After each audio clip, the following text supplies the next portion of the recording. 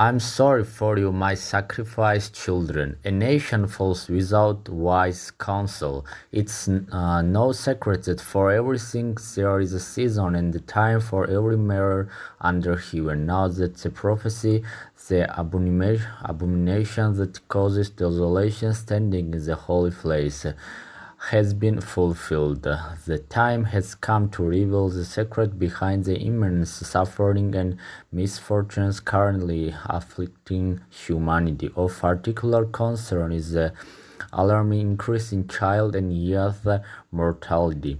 The continuous flow of human genetics, which began with Adam and Eve, is now a widely discussed topic. It is also undeniable that the human race and its genetic program are creations of God, designed to produce intelligent beings. The soul is a primary participant in this process, while the body is its helper. It is through the soul that people inherit their ancestors' genes. I have already explained in detail what this inheritance depends on, but I will now briefly state that an individual's genetic code is a numerical representation of the sin and grace accumulated by their ancestors. This code manifests in a person as feelings and traits, which then shape the body's organs and features, acting as the apparatus for those feelings and traits. The Bible confirms this, saying the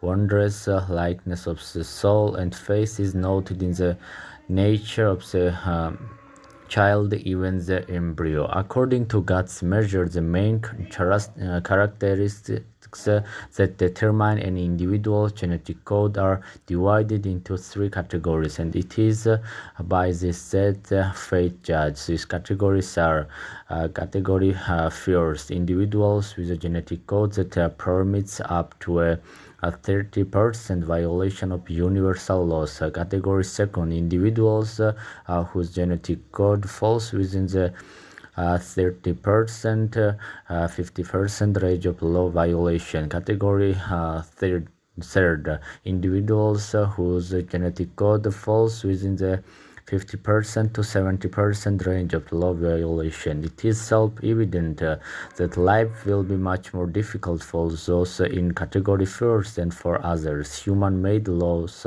have never aligned with God's laws. In fact, they are often far from them, or even the opposite. This is based on the law, as the wisdom of this world is foolishness with God. In the arrangement of fate, the starting point is a measure of faith based on true knowledge of God and the world. Therefore, a violation of this law has often been the cause of death for individuals with a category first genetic code. It is very sad that this often happens in youth and not infrequently in childhood. As you can all see, the number of such tragic cases has increased significantly in the current period. Why? I will certainly share the true information about this, but first I want to briefly describe the situation currently plaguing the world, which is most acute in Georgia. This has a solid foundation, which is what advantage has the Judean much in every way. To begin with, the Judean were entrusted with the oracles of God. Therefore, distress and anguish for every human being who does evil.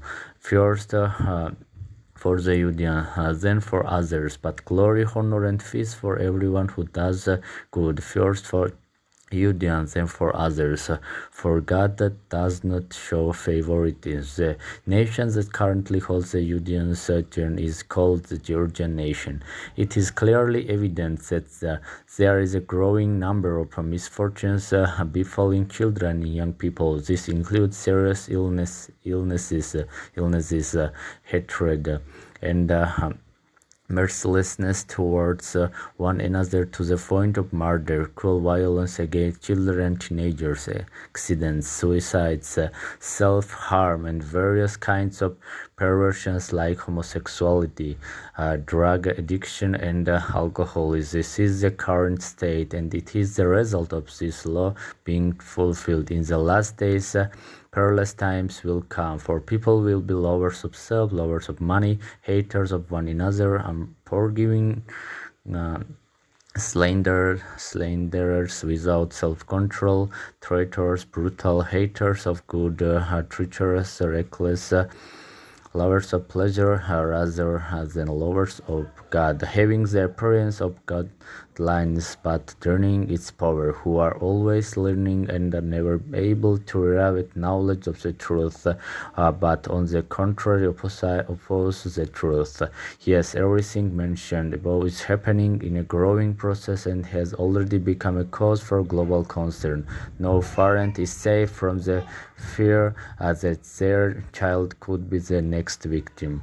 A crisis has been declared, but a solution has not been and cannot be found with the knowledge that humanity currently possesses and relies on. This is because any problem can only be solved if true knowledge about its origin is found. This means finding and repenting for the violations of the universal laws that directly cause the problem. The root cause of all the tragedies befalling children and teenagers is the fulfillment of this law. When the righteous die, they condemn the godless, living under premature, yes, made perfect, condemns the long old age of the wicked.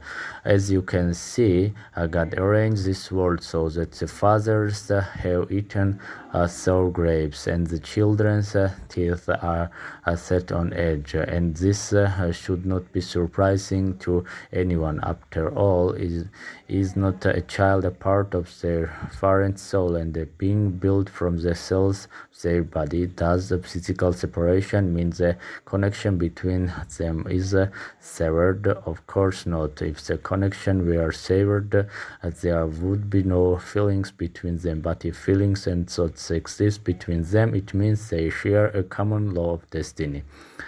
Therefore, parents, now that our children are our true face, which the mirror of the universe reflects. If you don't like something in them, you must begin to fix it by finding and repenting for your own sins. Otherwise, you will achieve no results.